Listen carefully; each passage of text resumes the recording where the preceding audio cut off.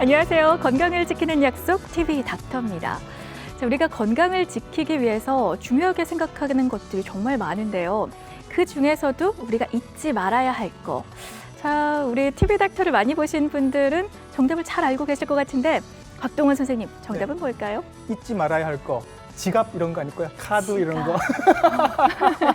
농담이고요. 그런 것도 될 것 같고요. 예, 저희 TV 닥터에서 여러분들께 늘 잔소리 드리는 거 있죠. 바로 생활 습관입니다. 짜게 드시지 마세요. 운동하세요. 담배 끊으세요. 이렇게 저희가 늘 잔소리를 드리는데 생활 습관이 그만큼 중요하다는 뜻일 거고요. 네. 오늘 소개해드릴 이 질환이 바로 이 질환의 다른 이름이 바로 생활 습관병입니다. 그러게요. 잘못된 생활 습관은 다양한 질병을 일으키곤 하는데 그 중에서 대표적인 게 바로 당뇨입니다. 네. 자, 그래서 주위에 제가 좀 둘러봤더니 네. 좀 건강해 보이시는 분들도요. 예. 이 당뇨로 고생을 하시는 분들이 꽤 많이 꽤 계시더라고요. 많죠. 예. 2017년 현재 우리나라에서 당뇨 환자의 수가 약 500만 명입니다. 500만 명. 그리고 전 세계적으로는 이미 4억 명이 넘어섰다고 합니다.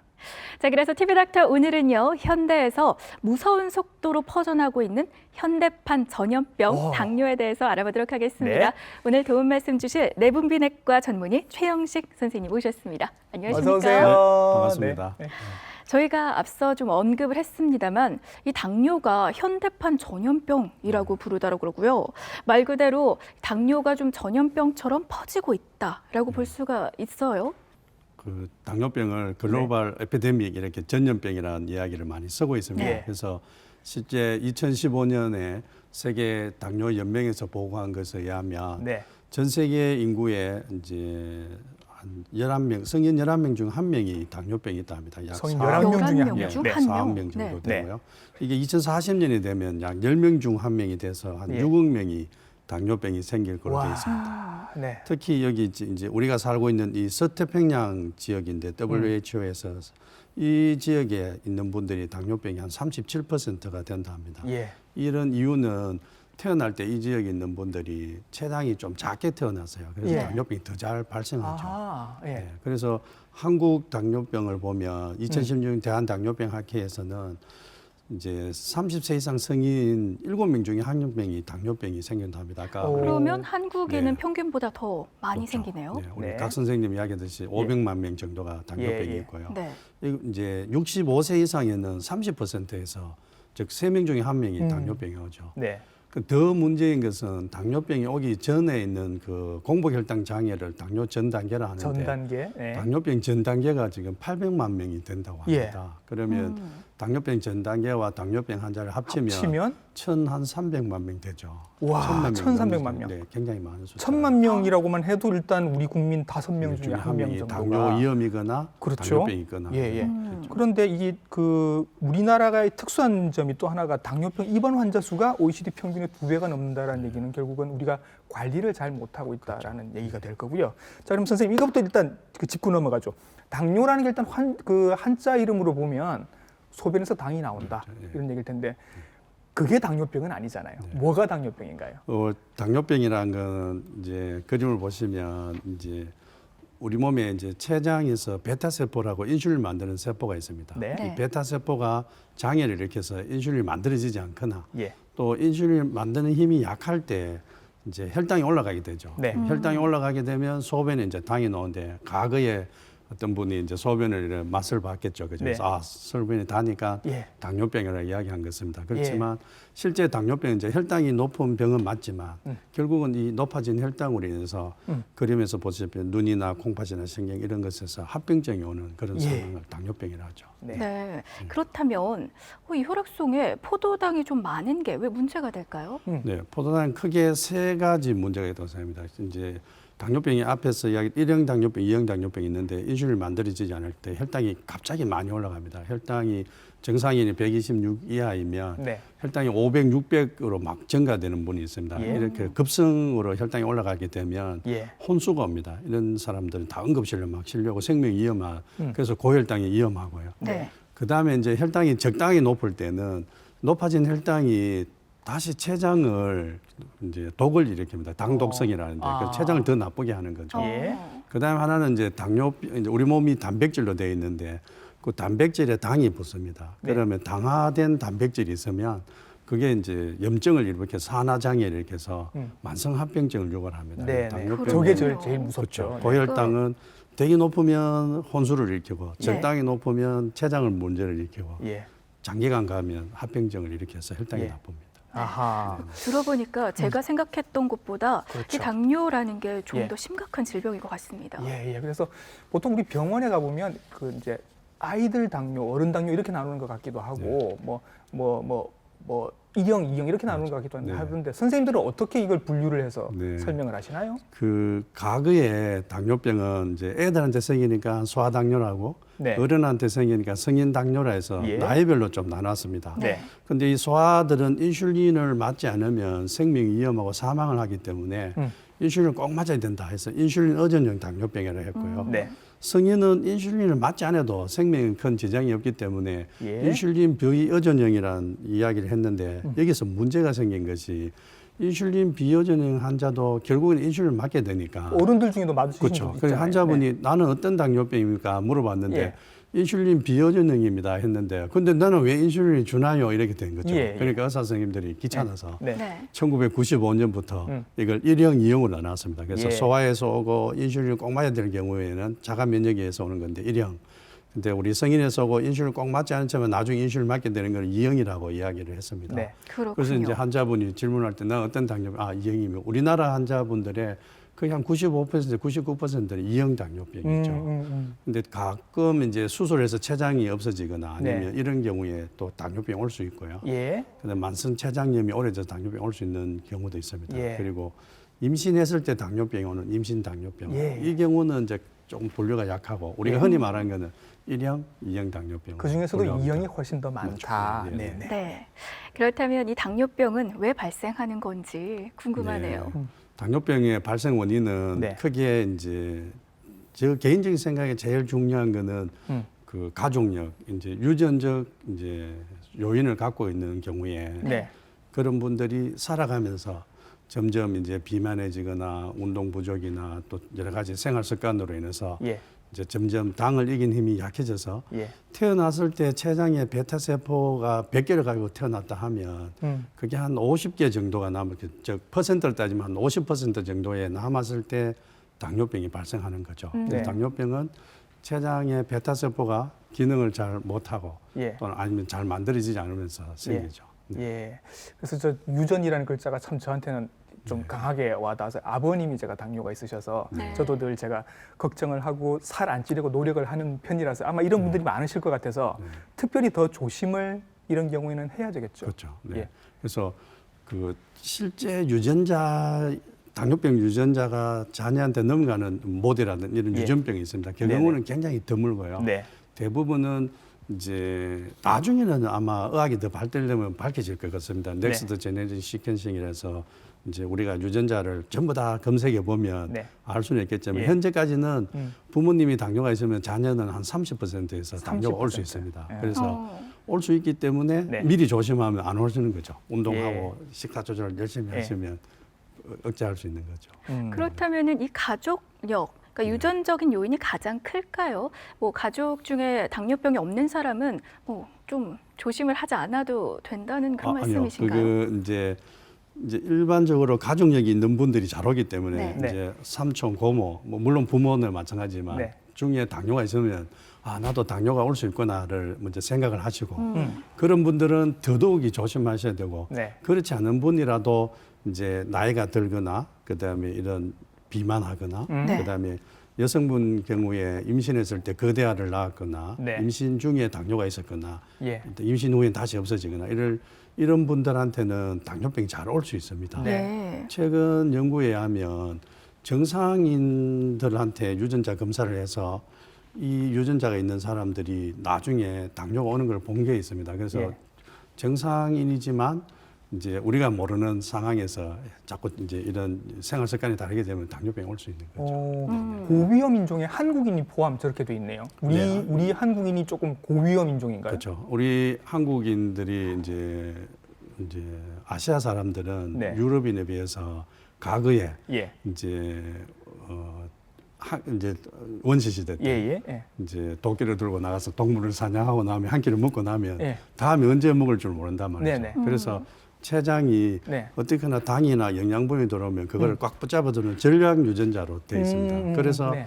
이제 췌장이 상대적으로 서구인에 비해서 적게 갖고 태어나는 거죠. 그래서 일부에서는 그걸 한국인을 마른 당뇨라 하고 뭐 이런 이야기를 하지만 네네. 네. 결국은 췌장이 상대적으로 적게 갖고 태어나기 때문에 아. 그런 상황에서 이제 문명이 발달하고 예. 경제가 발달하면서 먹을 거 많아지고 차가 많아지니까 운동 안 하고 예. 이러니까 당뇨가 더 많이 생길 수 있죠. 그렇군요. 네. 그래서 앞서 저도 좀 궁금했거든요. 네. 왜 서구식 식습관이 되게 안 좋다라고 하는데 네. 한국에는 서구식 식습관도 아닌데 왜 그렇게 발병률이 높을까 궁금했는데 바로 이유 때문이었던 것 그런 같습니다. 약간 억울해지네요. 네. 근데 지금 네. 병력에 보니까 선생님 네. 내당능 장애라는 말이 있어요. 네. 약간 어려운 개념이라서 이거 설명 좀 해주셨으면 예. 좋겠는데. 뇌당능 장애는 네. 이제 한자로 예. 당을 이길 내자입니다. 이길 내, 네. 당, 힘, 능력할 때 능. 네. 그래서 당을 이기는 힘, 이것이 장애가 왔다는 뜻입니다. 예. 그래서 이제 우리가 당뇨병 진단할 때 19두시안 혈당이 200이 넘으면 이제 당뇨병이라고 그렇죠. 이야기하고 네.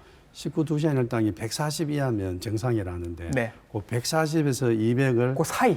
그 사이를 내당능 아. 장애. 네네네. 마찬가지로 예. 공복 혈당이 126 이상이면 당뇨병이고 100m는 정상인데 100에서 126 사이를 또 그 사이. 그거는 공복 혈당 장애. 예, 예, 예. 요거는 내당능 장애. 아. 그래서 내당능 장애가 있는 분들은 네. 이제 한 10년이 지나면 한 반수에서 당뇨병 올 위험이 많습니다. 네, 그래서 네. 내당능 장애가 진단되면 네. 이제 당뇨병 올 위험은 많지만 네. 하나 기쁜 소식은 네. 내당능 장애 있는 환자들을 데리고 예. 이제 연구를 한 게 있습니다. 당뇨병 예방 프로그램을 연구해서 연구해 보니 열심히 식사하고 운동을 조절하니까 58%에서 당뇨를 조절할 수 있었습니다. 그래서 예, 예. 올 확률도 많지만 예. 열심히 하시면 이제 안 생길 확률도 많아져요. 그러니까 내당능장이라는 말은 일단 당뇨병 전 단계 정도 전 단계죠. 되는데 네. 관리를 잘 하면 정상이 되는 거고 정상이 되는 못하면 당뇨병이 될 나빠지는 수도 거죠. 있다. 네. 아, 예. 그래서 당뇨를 생활습관 병이다라고 말씀을 그렇죠. 하시는 것 같아요. 네네, 맞습니다. 그렇다면 이 당뇨를 잘 관리할 수 있는 올바른 생활습관 또 이런 거는 나쁘다 하는 나쁜 생활습관들이 있겠죠. 네. 원래 그 BMC 메디신이라는 유명한 이제 논문이 있는데요. 네. 네. 거기서 생활습관 당뇨병 발생가에 관련된 예방 뭐 이런 주제의 논문이 있었습니다. 거기 네. 보면 당뇨병을 억제하는 생활습관이 있고 그러니까 좋은 거, 예, 그죠? 당뇨병 네. 발생을 높이는 생활습관이 물론 제가 다 적지 않고 일부만 적어놨습니다. 예, 예. 그래서 보면 체중을 감량하거나 예. 우리가 좋다는 지중해식 지중해식 식단, 식단. 네. 그다음에 커피를 하루에 3잔, 오. 물론 설탕 안 탄. 네. 아니 커피가 건강에 좋은 경우도 있네요. 이 커피는 아마 제 생각에도 블랙 그렇겠죠. 그리고 녹차도 녹차. 있고요. 알코올은 어. 그 아시아 사람은 해당되지 않는다고 되고 여성분만 해당된답니다. 좋다고. 아하. 알코올 20% 낮출 수 예. 있습니다. 네. 이거 잘못 보시고 술 드시면 안 되겠습니다. 술은 좀 마셔도 되겠네. 이거 아닙니다, 안 여러분. 됩니다. 네네. 그다음에 뭐든 운동을 할 때 작고 괄호에 있는 게 중요하더라고요. 이제 당뇨를 발생을 좀 억제시키는데 예. 이제 우리 알다시피 흡연은 네. 당을 높이는 게 많고요. 이제 운동하고 노동하고는 차이가 있는 것 같습니다. 예. 노동은 좀 더 나쁘다고 되어 있고요. 예. 좀 명확히 어떻게 구분을 할 수가 있을까요? 운동은 내가 의지를 가지고 열심히 해주는 예, 거고 예. 그게 운동인 거고 어. 노동은 내가 하기 싫어도 먹고 살기 위해서 억지로 해야 되는 것이 노동이지 않나 그러니까 생각합니다. 마루 청소하고 빨래하고 하는 거는 노동이지 운동은 안 되는 네. 거죠. 네. 또 재밌는 거는 네. 이제 운동이 굉장히 중요한 거기에서 TV 시청을 하루에 1시간씩 하면 네.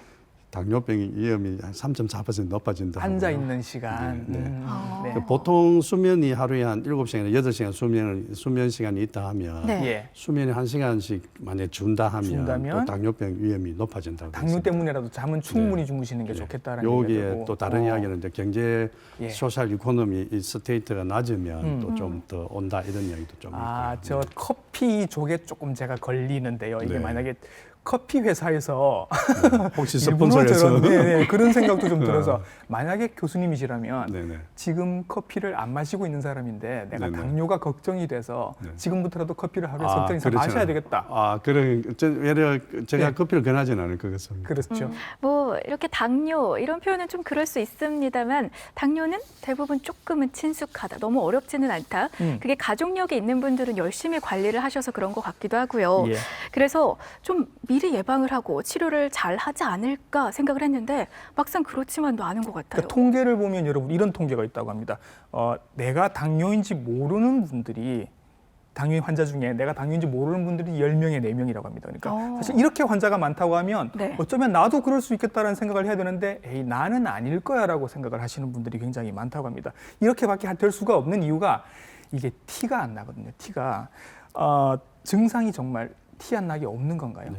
그러니까 이제 공복 혈당이 200이 넘어가게 되면 예. 이제 우리 몸의 신장에서 당을 이제 걸러서 소변으로 나오게 됩니다. 그래서 네. 당뇨병이라는데 그러면 이제 당뇨병 진단 기준은 126이 넘으면 당뇨병인데 네. 네. 정상은 200이 넘어가야 나타나거든요. 네, 네. 그래서 대부분 당뇨병 환자분들이 정상이 나타나려면 혈당 200이 넘어야 나타나죠. 네. 소변에 당이 나오니까 상대적으로 이제 탈수가 생기는 목이 마르고 예.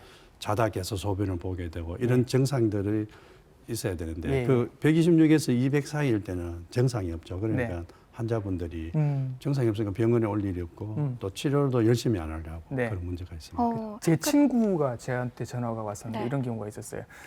피곤하더래요. 근데 늘 피곤한 거니까 그냥 그렇게 했거니 했고 밤에 소변을 자주 보게 됐는데 그냥 전립선 비대가 아니겠나 나이가 있으니까 그렇게 생각을 했대요. 네. 근데 어느 날 부인이 아내가 자기 얼굴을 보고 당신 왜 이렇게 살이 빠졌어라고 얘기를 하더래요. 그래서 혹시나 하고 가봤더니 이미 당뇨가 심한 단계에 와 있더라라고 얘기를 하는 거예요. 그러게요. 그만큼 증상이 맞습니다. 없는 거죠. 그러니까 네. 200이 넘어서 이렇게 증상이 나타나면은 꽤 심해졌을 때 증상이 그렇죠. 나타나는 거니까 그렇죠. 문제가 될 것 그래서 같습니다.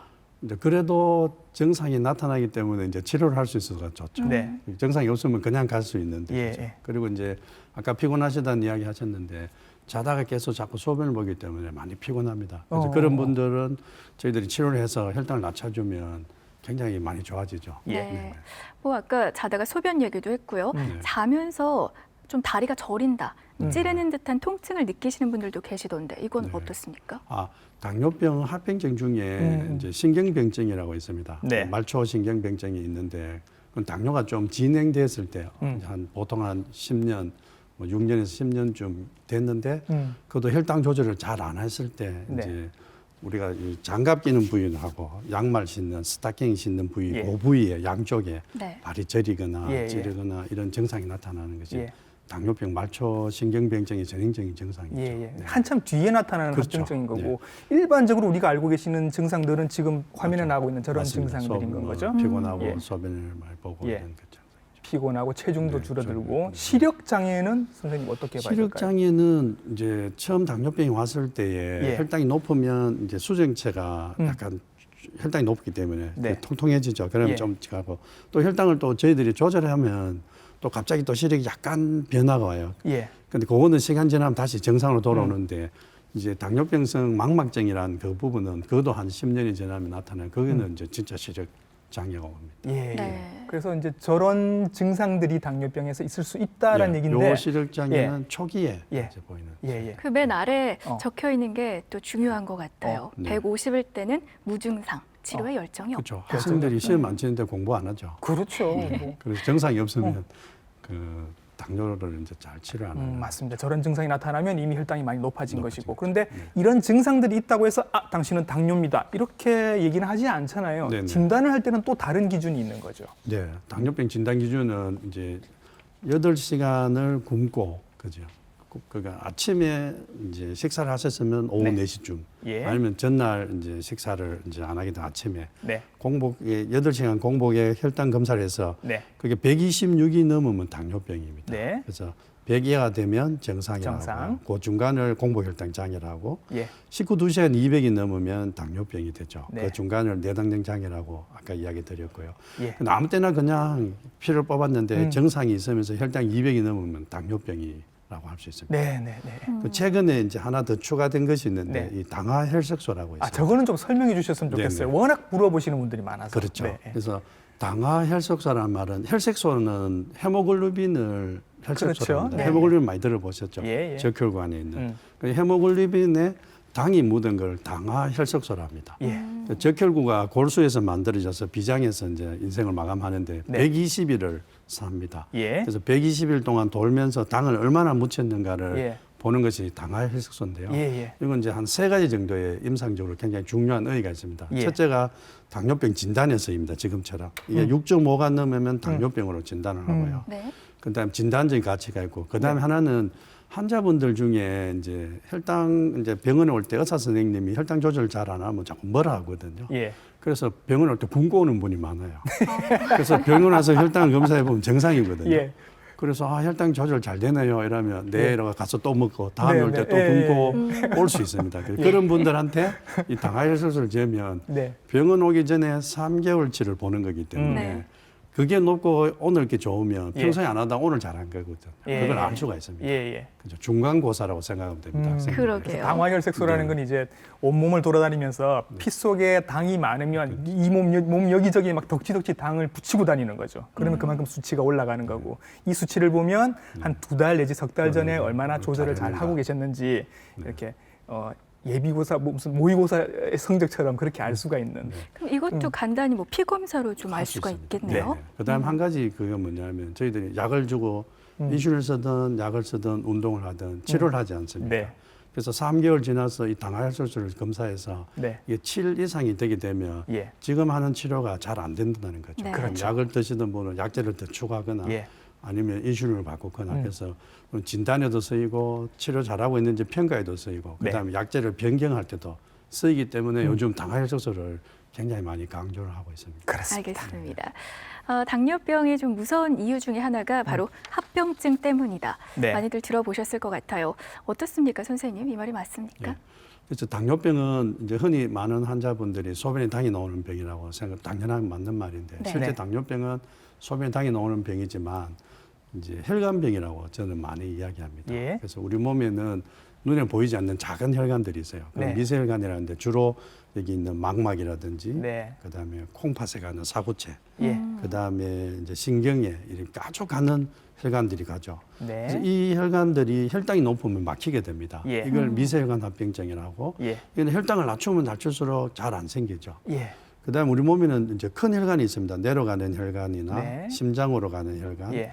다리로 가는 혈관. 예. 이 큰 혈관들이 막히게 되면 생명이 위험한 거죠. 네. 그래서 이 혈관들은 주로 콜레스테롤이나 그다음에 혈압하고 관계가 있습니다. 예. 그래서 혈압하고 고지혈증하고 혈당을 네. 잡으면 당뇨병이 합병증이 오긴 오는데 아주 늦게 오거나 잘 안 오죠. 네. 그 혈관과 관련된 모든 병들은 그렇죠. 다 당뇨병이죠. 당뇨병의 합병증으로 위험할 수가 있겠어요. 그렇죠. 그래서 당뇨병은 혈관병이라고 네. 생각하시는 게 맞죠. 예. 지금 나와 있는 저 합병증들은 대부분 이제 검사들을 다 할수 하고 있죠. 계시는 경우들이 많은데 네네. 말초혈관 질환 네네. 저 경우에는 미리 좀 이렇게 저 경우에도 미리 검사를 하시나요? 아니면 아픈 다음에 검사를 대부분 받으시나요? 환자분들이 이제 아프고 난 뒤에 많이 검사를 하게 되죠. 예, 그런데 예. 이제 제일 우리가 먼저 나타나는 것이 뭐냐면 소변이 지금 아주 작은 혈관이 네. 이제 느슨해지면 그걸로 알부민이 나오게 됩니다. 네, 단백질이. 네, 예. 그래서 소변에 미세 단백뇨를 검사해서 만약에 나오게 된다 하면 예.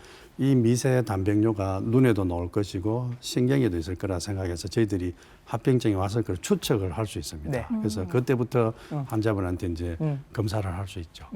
저 오른쪽 제일 아래에 말초혈관 질환이라고 네네. 되어 있는 건데 다리 쪽을 지금 보고 계신 것 그렇죠. 같은데 네.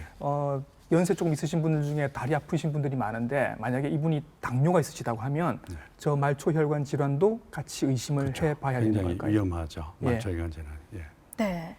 또 이제 발이 음. 굉장히 차게 됩니다. 그렇죠. 네. 차고 이제 발등을 보면 여기 동맥이 있습니다. 예. 이렇게 만져보면 네. 팔딱팔딱 뛰는 것이 느껴지는데 예, 이것이 예. 안 느껴지고 환자분이 발이 차면 이 동맥이 막혔구나 이런 걸 저희들이 추측할 수 있죠. 네네네. 그래서 이제 걱정하시는 게 이제 다 많이들 아십니다. 당뇨발, 네. 당뇨발 그죠? 당뇨합병 환자 4명 중에서 1명 정도는 발생을 한다. 그래서 요즘 우리나라에서 아마 발을 절단하게 되는 분들의 90%가 당뇨발 때문인 걸로. 예전에는 무슨 사고도 있었고 그랬지만 지금은 그만큼 굉장히 중요해진 게 당뇨발이라서 설명을 좀 해주셨으면 좋겠어요. 저희들이 실제 이제 한 10년 여기 지금 그림을 보시면 네. 이제 당뇨발을 볼 수 있는데요. 이제 실제 저희들이 한 10년 전에 비해서는 당뇨발이 많이 줄어들었어요. 저희들이 당뇨병에 대해서 워낙 많은 이제 강의라든지 이런 네. TV 닥터를 통해서 이제 교육도 되고 이래서 많이 줄어들었지만 아직도 당뇨병 환자분들에서 당뇨발이 많이 생깁니다. 예. 이게 이제 네. 당뇨가 오래되면서 이제 혈관이 막히게 되고 네. 거기 또 이제 염증이 생기면 이게 잘 낫지를 않습니다. 네. 그러면 이제 괴사가 되는 거죠. 이렇게 네. 괴사가 생기면 결국 이제 절단하게 되는 그런 일이 벌어져요. 네, 이 괴사들을 볼 수 있습니다. 네. 자, 이제 본격적인 또 겨울이 오면서 네. 많이 추워졌는데 이런 겨울에는 당뇨발을 좀 더 주의해야 된다고 들었습니다. 네. 실제 당뇨발은 여름에 더 위험할 수 있는 것이 네네. 여름에 맨발로 다니거든요. 예, 예, 네. 예. 그래서 맨발로 다니기 때문에 더 위험한데 예. 상대적으로 이제 겨울에 또 위험한 이유는 이제 겨울이 되면 추우니까 혈관이 많이 수축되죠. 예. 혈액 순환이 잘 안 되는 거 있고. 예. 그다음에 이제 요즘은 아파트 생활에서 좀 덜한데 한때 이제 온돌 이런 네. 거 있을 때 구들장이라나요. 예. 거기에 한 이제 당뇨병이 신경병증이 있는 분들은 통증을 잘 못 느낍니다. 예. 네. 그래서 발을 거기에 구들장에 대거나 아니면 전기장판 예, 이런 예. 데 갖다 대고 있으면 어. 뜨거운데 모르니까 네. 거기에 화상을 입게 되는 거죠. 그러니까 물집이 생기게 되고 그걸 또 그냥 터주고 이렇게 되면 거기에서 이제 상처가 생기죠. 근데 이 경우에도 혈당이 잘 조절되는 사람들은 네. 상처가 생겨도 빨리 나아요. 예. 당뇨병 환자분. 근데 예, 예. 그 상처가 생겼는데 마침 또 혈당도 조절 안 되면 네. 그게 이제 세균 감염으로 발이 예. 더 많이 손상을 받죠. 그러면 선생님 만약에 내가 당뇨병 환자인데 발에 상처가 생겼어요. 네. 보니까 있는 거예요. 난 빨리 몰랐는데. 병원에 오시고. 그러면 치료를 내가 스스로 하는 게 나을까요? 아니면 그냥 병원을 가는 게 나을까요? 빨리 병원에 오셔서 예. 항생제 치료와 그다음에 이제 드레싱, 소독 이런 예. 것들을 잘 하셔야 돼요. 그걸 놓치시면 굉장히 위험해요. 그리고 혈당이 안 좋으면 빨리 혈당을 낮추면 그게 빨리 네. 낫거든요. 그래서 예. 집에서 머무르시는 것보다는 하루라도 빨리 병원 오시는 게 좋습니다. 가까운 병원을 가시든지. 네. 그러니까 여름에는 이제 맨발로 다니니까 발이 위험해지는 거고 네. 겨울은 뜨거운데 자주 있게 되고 또 양말을 신다 보니까 상처 생긴 걸 잘 모르게 되고 그래서 위험할 간혹 수도 있다. 이제 무좀 있는 분들이 예. 무좀을 이렇게 뜯게 됩니다. 어. 예, 예, 예, 뜯다 보면 예. 거기 상처 생길 수 있거든요. 아. 그런 거는 굉장히 위험할 수 있습니다. 아, 그래서 그렇군요. 평소에 당뇨 발이 안 오게 하려면 네. 발을 보시고 음. 미지근한 물에 네. 이제 씻으시고 자주 발을 잘 네. 관리를 하셔야 됩니다. 네. 알겠습니다. 자, 이렇게 당뇨에 관해서 많은 이야기를 나눠보고 있는데요. 가장 중요한 게 또 있죠. 당뇨에 관한 치료 이야기를 나눠보도록 하겠습니다. 예. 그런데 선생님, 당뇨는요, 좀 완치가 불가능한 병이다, 치료가 어렵다라는 이야기를 많이 하곤 하거든요. 어떻습니까? 가능한가요? 그 일반적으로 우리가 보통 의사분들이 완치라 이야기할 때는 재발을 안 하는 걸 완치를 합니다. 네. 그 맹장 같은 게 맹장염 수술하고 나면 재발을 안 하죠. 네. 그걸 완치를 하는데 당뇨병인 경우에는 좋아져서 약을 안 드실 수는 있지만 시간 지나면 다시 재발을 하게 되죠. 그래서 그렇죠. 이건 완치란 네, 말을 네. 쓸 수가 없고 그럴 경우에는 관해란 말을 씁니다. 영어로 이제 레미션이라는 말을 하는데 예. 그게 관해라고 하죠. 관해요. 관해. 그렇죠. 좀 호전이 됐다, 완치는 좋아졌다. 큐어라고 네. 영어로 되어 있고요. 음. 그래서 관해가 있을 수 있습니다. 그래서 당뇨병이 온 지 얼마 안 되는 당뇨병 환자분들은 네. 저희들이 이제 약을 쓰건 생활 습관을 굉장히 잘하든 네. 아니면 주사를 맞든 특히 이제 비만이 많이 심하거나 이런 분들은 수술하거나 이렇게 네. 해도 당뇨병 수술 예. 하게 되면 관해가 올 수 있습니다. 음. 실제 여기 보시면 이제 굉장히 비만한 사람들 네. 수술하게 되면 최근에 TV 다른 프로그램에서 당뇨병 수술에 대한 게 나오고 난 후에 환자분들이 굉장히 많이 문의를 해요. 예. 네. 저도 수술해도 되나요? 이렇게 하는데 네. 꼭 그렇지는 않고 예. 이제 고도 비만이 있는 사람들에서도 이제 이런 여러 가지 있는 경우에 이제 관해가 잘 오는데요. 이 경우는 꼭 수술 아니라도 일반 당뇨병 환자도 젊은 나이에 인슐린 사용하지 않고 이제 최근에 당뇨병 발생한 분들은 네. 약을 쓰든 인슐린 주사를 맞든 아니면 생활 습관을 잘 관리하든 간에는 올 수 있습니다. 네. 근데 이제 제일 문제가 뭐냐면 간에 네. 오고 난 후에 계속 그걸 유지해야 되는데 예. 다시 이제 방심하면 어. 재발을 하는 거죠. 네. 네. 뭐 당뇨병 치료는 어떻게 진행이 되죠? 인슐린 주사를 맞는다, 뭐 약을 네. 먹는다, 네. 그런 이야기는 많이 들어봤거든요. 네네. 당뇨병 치료는 일단 혈당을 낮춰야 되는 상황이니까 가장 기본적인 거는 네. 식사 조절과 운동이죠. 생활 습관 네, 개선 생활습관. 중요하고. 그게 안 되고 이제 약이나 주사를 하게 되면 예. 물론 혈당을 떨어질 수 있지만 이제 힘드는 거죠. 예. 그러니까 아무리 저희들이 막 이제 치료를 잘 하더라도 마음대로 드시면 조절이 안 되죠. 그래서 기본적으로 이제 식사와 운동은 기본적으로 하시고 네. 거기에 이제 저희들이 요즘 많은 약들이 개발되어 있습니다. 예. 그런 약을 쓰시면 좋아지죠. 그럼 약도 쓰시는 분들도 있고 인슐린 주사 쓰시는 분들도 있는데 네. 어떤 분들 보면 인슐린 주사부터 쓰자고 하면 난 그럼 끝난 건가요? 이렇게 말씀하시는 분들이 계셔서 네. 설명 좀 해주세요, 선생님. 그 실제 많은 분들이 이제 생각하는 것이 뭐냐면 당뇨약을 쓰면 체력이 더 나빠진다든지, 예. 그다음에 인슐린은 제일 마지막에 맞아야 된다든지 네. 이런 이야기를 많이 합니다. 네. 예. 근데 이제 생각을 바꿔 해보면 당뇨병이 왔다는 말은 췌장의 베타 세포가 점점 노화가 왔다는 뜻이죠. 네. 그래서 이제 에이포토시스라는 자멸사가 오는 거죠. 예. 그런 상황에 이런 힘들어 있는 췌장을 이제 약을 줘서 더 고생을 시키면 췌장이 더 힘들어진다는 거죠. 예, 예. 이럴 경우에 밖에서 인슐린을 주게 되면 네. 췌장이 좀 쉬게 되는 거죠. 쉬는 시간을 일단 준다. 췌장이 쉬게 되고 또 혈당을 낮추면 이제 혈당이 높아지면 췌장을 이제 독을 일으키는 네. 당독성이라고 예, 얘기하죠. 예, 그게 없어지는 거죠. 그러면 당이 낮아지면 췌장이 편해지고 예. 또 췌장의 베타세포가 일 안 하더라도 밖에서 누가 대신 일을 해주니까 네네. 편해지죠. 그러면 처음에 인슐린을 먼저 주고 좋아지면 약을 바꿔주고 아. 그래서 좋아지면 약을 끊을 수가 있는 예, 거죠. 예, 예. 이렇게 치료하면 네. 당뇨가 좋아질 수 있는데 네. 대부분 당뇨병 환자분 치료를 식사 운동해보고 안 되면 약을 주고 안 되면 약을 더 주고 예, 예. 안 되면 인슐린을 맞으니까 어. 잘 안 되는 거죠. 그렇죠. 꼭 마지막 치료가 인슐린인 것처럼 그렇게 꼭 생각 안 하셔도 된다라는 네네. 말씀 미리 드리고요. 우리 뭐 치료 얘기할 때 늘 얘기하는 게 조기 치료, 빨리 네. 치료하면 효과가 훨씬 좋다라는 얘기하는데 네. 당뇨도 그런가요, 선생님? 그렇죠. 그래서 보시면 이제 살다가 견디다 못해가 당뇨병이 오는데 그렇죠. 네. 이때 열심히 하면 당뇨가 좋아지죠. 예. 그래서 당뇨는 불행이 아니라고 생각합니다. 왜냐하면 당뇨가 안 왔으면 예. 계속 막 마음대로 먹고 마음대로 살았을 건데 네. 당뇨병이 왔기 때문에 운동하고 당뇨병이 왔기 때문에 식사 조절하면 생활이 더 좋아지는 거죠. 예. 그래서 당뇨가 불행이 아니고 당뇨로 인해서 건강을 되찾는 거죠. 네. 그렇게 긍정적으로 좀 생각해 볼 수도 있을 것 네네. 같아요. 네. 아까 인슐린 주사 뭐 걱정할 필요 없다, 무서워하지 말아라 말씀을 하셨고요. 약은 어때요? 왜 당뇨약은 한 번 먹으면 평생을 먹어야 한다 이렇게 생각하시는 분들도 예. 계시더라고요. 비슷한 이야기로 이제 초기에 빨리 치료를 잘하면 네. 이제 약을 끊을 수도 있죠. 예. 물론 다시 또 들을 수는 있죠. 네. 네. 알겠습니다. 네.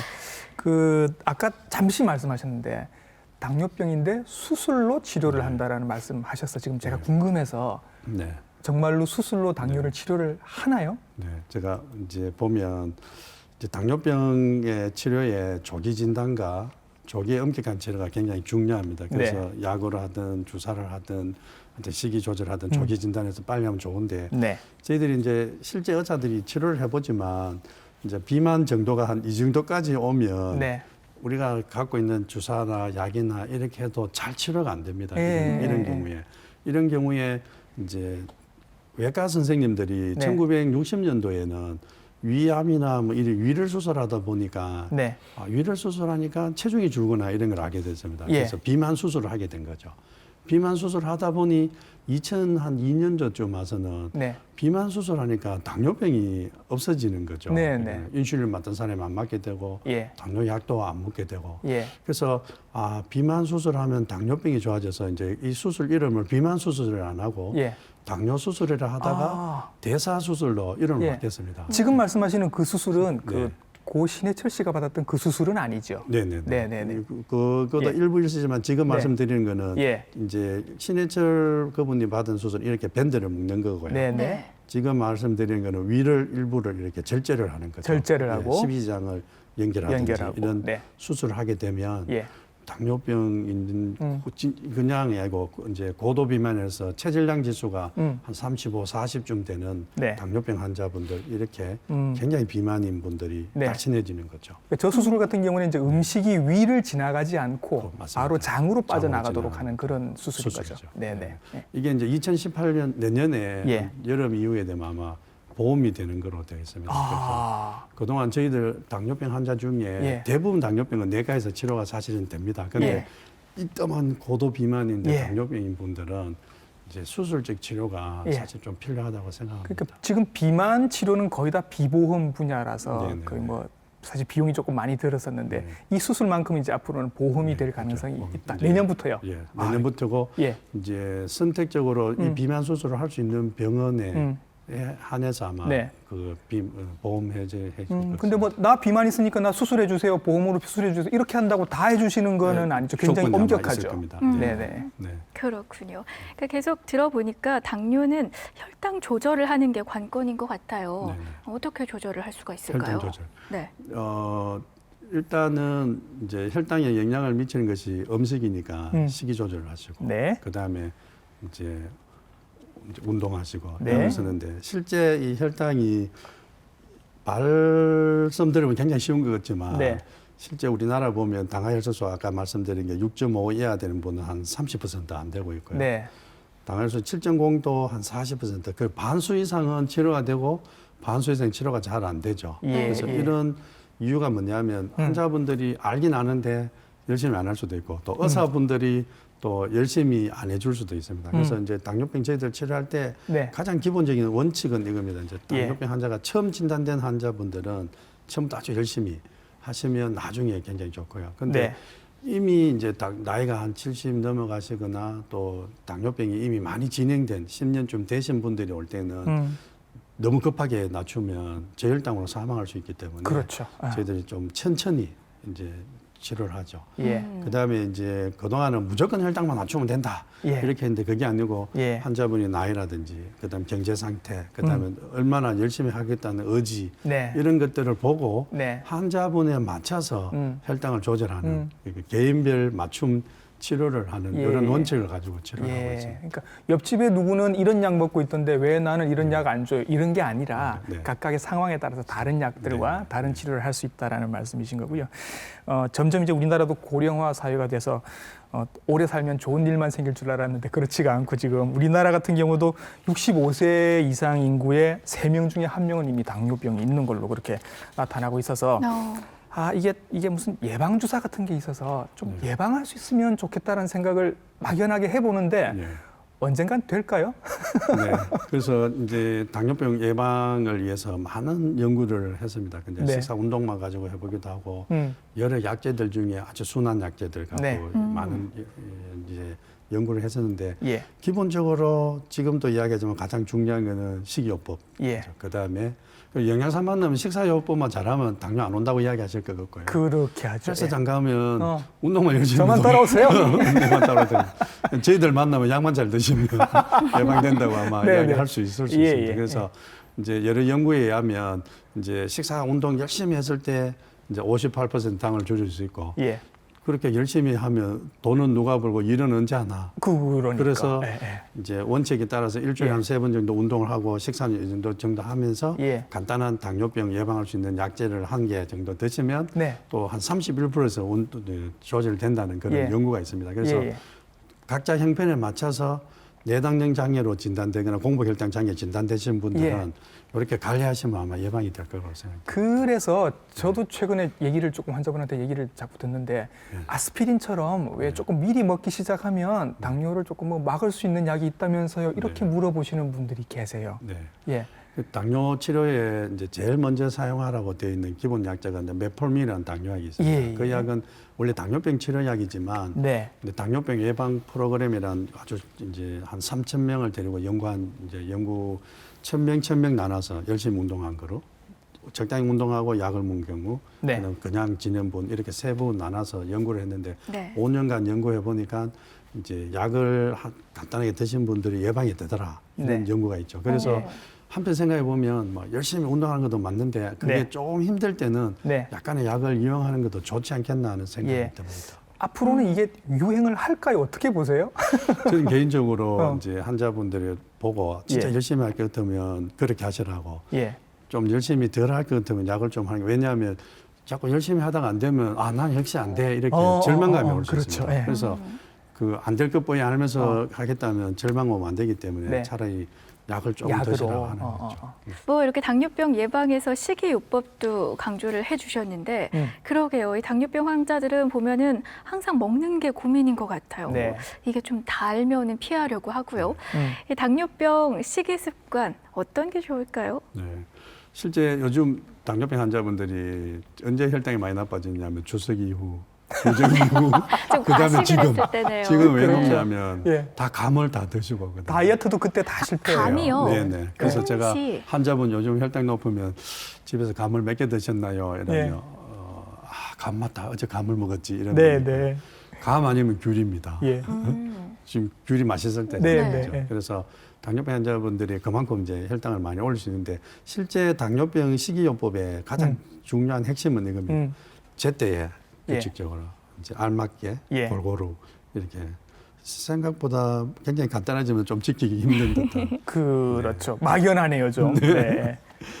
근데 이제 음. 한 끼 식단을 봤을 때도 예. 보면 이렇게 이제 어떤 한 가지 뭐 단백질만 먹는데 이런 것이 아니라 네. 골고루 이렇게 드시면 건강에 예. 많이 좋고요. 특히 예. 최근에는 이런 시금치라든지 이런 야채들이 예.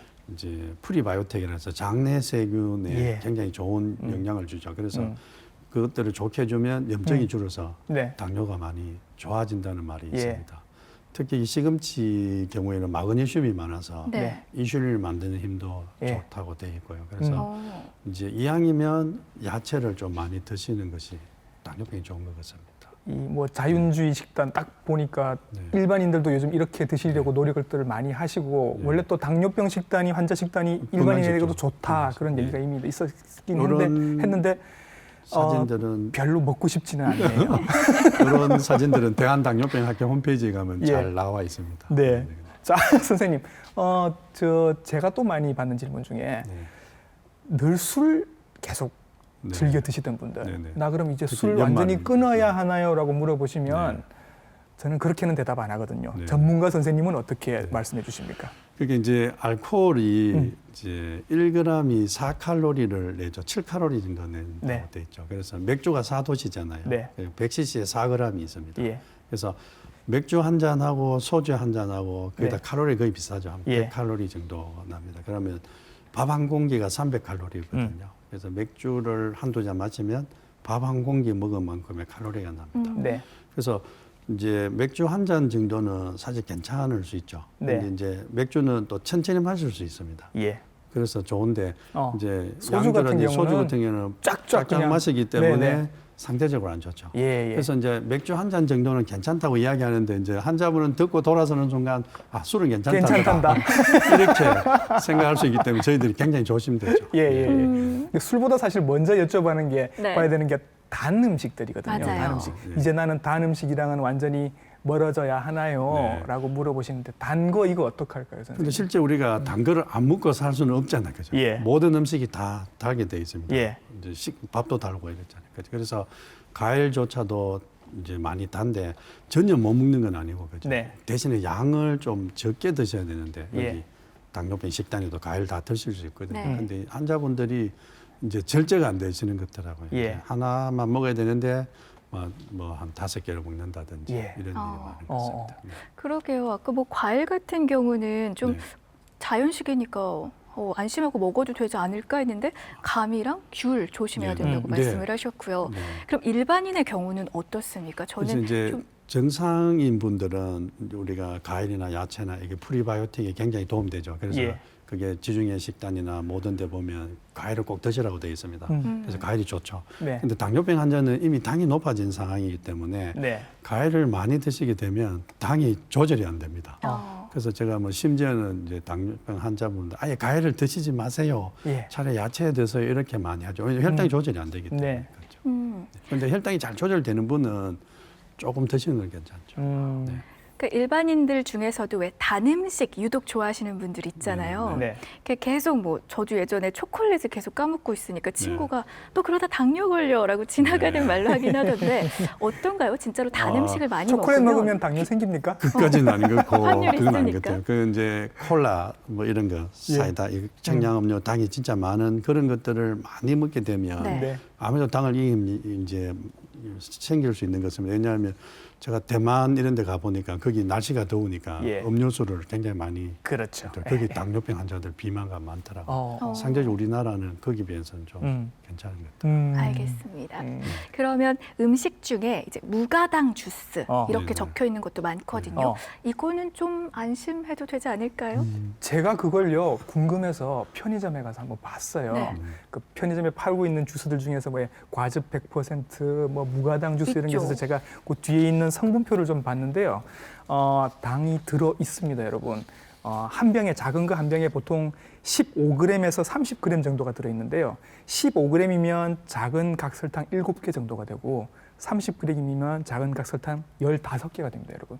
생각보다 굉장히 많습니다. 그래서 소아과학에서도 아이들 탄산음료 이제 먹이지 말라라고 하는 것처럼 과일 주스도 조심해서 먹이라고 지금 얘기를 하고 있는 건 상황이라서 그 당뇨 있으신 분들은 과일 주스 드시는 것도 좀 신경 쓰셔서 성분표 확인하고서 드시는 게 좋을 것 같습니다. 네. 물 드셔요. 물 드시는 게 물이요. 제일 좋죠. 물이 좋고요. 그리고 또 우리 그 당뇨 환자분들한테 음식 조심하고 같이 이렇게 꼭 말씀을 드리는 게 운동 얘기 네. 하거든요. 운동은 어떻게 하시는 게 좋을까요? 네, 운동은 결국은 이제 당뇨병이 혈당이 높아지면 네. 그 높아진 혈당이 이제 인슐린이 나오든 해서 어디로 가야 되냐면 근육에 저장이 돼야 됩니다. 네. 그래서 근육 중에 이제 우리 몸에 근육이 제일 많은 부분은 저기 허벅지 쪽이 그렇죠. 제일 많죠. 네. 그래서 운동은 이제 하게 되면 이제 좋은 점은 이런 게 있습니다. 인슐린 감소성도 좋아지고 그다음에 포도당 이런 여러 가지 운동이 좋은 거는 많죠. 그렇죠? 네. 네. 그래서 운동이 좋은 점은 많은데 근데 운동 중에는 크게 이제 유산소 운동, 무산소 운동 이렇게 나누지 않습니까? 예. 그래서 그 반반을 하셔야 된다는 거죠. 반반. 유산소 반, 무산소 반. 네. 그 원래는 사실은 뭐 운동을 별로 안 하시던 분인데 당뇨 진단받고 난 다음에 열심히 했더니 올림픽에 나가고 이런 경우가 사실은 있었거든요. 예, 저도 봤는데 육상 선수인데 뒤에 이렇게 인슐린 펌프를 차고 있는 네. 경우 보고 제가 감동을 받은 적도 있곤 합니다만 우리 모두가 다 올림픽에 나갈 건 아니기 때문에 일반적으로 당뇨병 있으신 분들은 이제 운동을 선택하거나 하실 때 어떤 점들을 좀 조심을 하면서 하시는 게 좋을까요? 운동이 이제 여러 가지 이점은 있지만 운동이 이제 저희 환자분들 중에 갑자기 뭐 병원 입원하고 난 뒤에 다음 날 가보면 누워 있는 분들이 있습니다. 왜냐하면 내가 이 큰맘 먹고 입원을 했는데 운동해야지 해서 저희들 병동이 9층에 있는데 네. 1층부터 9층까지 운동을 갑자기 하셔서 먼저 누워 있는 환자분들이 있는데 그래서 운동을 갑자기 하게 되면 예. 이제 여러 가지 문제가 생길 수도 있습니다. 네. 좋은 네. 점도 있지만 그래서 혈당이 떨어져서 저혈당 올 수도 있고요. 네. 그래서 갑자기 등산하러 가는데 먹을 거 안 들고 올라가면 산꼭대기에서 못 내려올 수도 있죠. 네, 네. 그래서 그 있고 또 혈당이 갑자기 변하면 이제 케톤산증이 생겨서 네, 그런 네. 것도 위험할 예, 수 예. 있습니다. 그리고 관절이 안 좋으신 분들은 또 관절염이 악화될 수 있죠. 그래서 네. 기본적으로 운동이 좋지만 이런 점들은 이제 피하시고 그죠 하셔야 예. 되고 이왕 운동을 하실 것 같으면 이제 운동 중에는 이제 기본적으로 운동하실 때 이런 걸 없애겠죠. 준비 운동을 먼저 하시고 네. 운동하고 난 후에는 마무리 이제 운동을 하시는데 그 중간에 네. 운동하는 것이 이제 우리가 흔히 말하는 유산소죠. 뭐 걷기 운동, 뭐 예. 약간의 조깅 정도. 이 운동은 이제 체중이 좀 빠지거나 이런 데는 도움이 돼요. 예. 근데 실제 이제 당뇨병 환자한테 근력을 쌓기 위해서는 저항성 운동을 해야 되는 거죠. 네. 좀 웨이트 버티고. 트레이닝. 예, 네. 버티고 웨이트 트레이닝. 이런 운동을 같이 병행을 해줘야지 네. 근육이 이제 튼튼해지는 거죠. 예. 네, 그래서 월요일은 유산소 운동을 하면 화요일은 저항성 운동을 하고 예. 또 뭐 이틀이 지나서 좀 휴식을 하든지 네. 아니면 유산소를 가볍게 해주든지 이렇게 예. 프로그램을 좀 짜서 예. 운동을 하면 번갈아 상대적으로 가면서 많이 적절하게. 효과적일 수 있어요. 그 전에는 주로 이제 유산소 운동만 얘기를 했었는데 네. 이제는 맞아요. 근육을 예. 키우는 운동도 같이 하시는 게 그래서 좋다. 저도 환자분이 입원해 예. 있으면 가만히 있지 말고 예. 네. 하다못해 물병이나 이런 거 들고 이렇게 운동하시라고 네. 이야기합니다. 갑자기 이렇게 저혈당 증상이 찾아오는 것도 되게 위험하잖아요. 이럴 때는 어떻게 해야 될까요? 뭐 초콜릿이나 사탕 같은 걸 먹어야 된다. 이런 얘기를 들어보긴 했거든요. 이게 이제 당뇨병이 혈당을 낮추는 것도 중요한데 저혈당은 굉장히 위험하죠. 왜냐하면 혈당이 높으면 만성합병증은 10년 후에 고생하는데 네. 예. 저혈당 오면 바로 생명이 그렇죠. 위험하기 예, 때문에. 예. 그래서 저혈당이 왔을 땐 제일 중요한 거는 일단 의식이 있느냐 없느냐가 중요합니다. 예. 의식이 없을 상황에는 뭐 사탕 이런 거 주다 잘못하면 기도가 막혀서 네. 더 위험하기 때문에 네, 그때는 네. 빨리 응급실로 와서서 이제 주사를 맞으셔야 되고 네. 그렇지 않고 이제 가벼운 저혈당을 느꼈을 때는 네. 15g 정도 아까 말씀하신 그 네. 각 선생님 말씀하신 그 15g 정도의 그 포도당이 필요합니다. 그래서 네네. 주스 한 잔 내지는 이제 사탕 네. 한 두세 개 예. 이렇게. 근데 심한 저혈당이 있을 때는 좀 네. 느낄 때는 그 15g 지킬 게 아니고 일단은 네네. 살고 봐야 되죠. 그렇죠, 혈당 그렇죠. 높이고 예, 그다음에 예. 이제 어. 왜 저혈당이 왔지를 생각을 해야 됩니다. 네. 그래서 내가 약을 많이 먹었는지 아니면 식사를 걸렸는지 그 평가하셔서 다음에 네. 저혈당 안 오도록 하셔야 되죠. 어. 저기 보니까 초콜릿 등 지방 함유 식품은 별로 효과가 없다. 좀 그러니까 이제 되어 있네요. 혈당을 빨리 저혈당 왔기 때문에 일단 네. 살아야 되기 때문에 혈당을 빨리 오르는 것이 좋습니다. 그래서 예. 어쩌면 사탕보다는 그때는 음료수가 더 낫죠. 예, 빨리 예. 혈당을 올릴 수 있기 때문에. 그럼 비상용으로 가지고 다니시기에도 초콜릿보다는 사탕이나 예, 그게 그렇죠? 좋죠. 예, 네네. 이런 게 더 낫다. 그래서 저 환자분 보고 꼭 이제 등산을 가거나 이런 거 할 때는 그 먹을 거를 딱 준비해서 가라고 이야기합니다. 네, 저혈당에서 산에서 못 내려올 수 있다. 예, 예. 당뇨라는 병 자체가 이제 그 뭐 응급실로 실려올 경우가 사실은 별로 없는데 아까 말씀하신 이 저혈당이라는 경우를 하고 또 하나 당이 굉장히 많이 올라가는 케톤 산증이라고 아까 잠시 나왔는데 이것도 지금 모르시는 분들이 많으실 것 같아서 네. 나오신 김에 설명을 좀 해주셨으면 그렇죠. 좋겠어요. 이제 소아에서 오는 인슐린 의존형 당뇨병 환자가 네. 인슐린 안 맞게 되면 네. 이제 혈당이 올라가고 인슐린이 이제 지방을 합성하는 역할이 하고 있습니다. 네. 그런데 인슐린이 없으니까 지방이 분해가 되는 거죠. 네. 지방이 분해되면 케톤이라는 물질이 생기게 됩니다. 예. 이게 이제 산이기 때문에 예. 이게 증가하게 되면 점점 높아지면 이제 혼수가 오는 거죠. 네네. 의식이 없어지고 이제 병원에 이제 실려오게 되는 거죠. 예, 예. 이게 이제 인슐린이 없어서 소아에서 오는 경우고 예. 성인에서는 혈당이 굉장히 많이 500, 1000 이렇게 올라갈 수 있습니다. 그렇게 예. 되면 이제 탈수가 오게 되는 거죠. 예, 예. 탈수가 오게 되는데도 그걸 막 그냥 병원에 안 오게 되면 그때 이제 혼수가 오게 되는 거죠. 네, 이거는 네. 이제 고삼투성 혼수라고 이야기합니다. 예. 그래서 혈당이 굉장히 많은 이제 혼수가 오는 경우가 하나는 고삼투성 혼수로 예. 하나는 케톤산증 혼수로 예, 예. 됩니다. 자, 그러니까, 끝으로 우리 시청자 여러분께 좀 당부의 말씀 부탁드립니다. 여러 이야기했지만 당뇨병은 현재 굉장히 많이 증가되는 병이지만 네.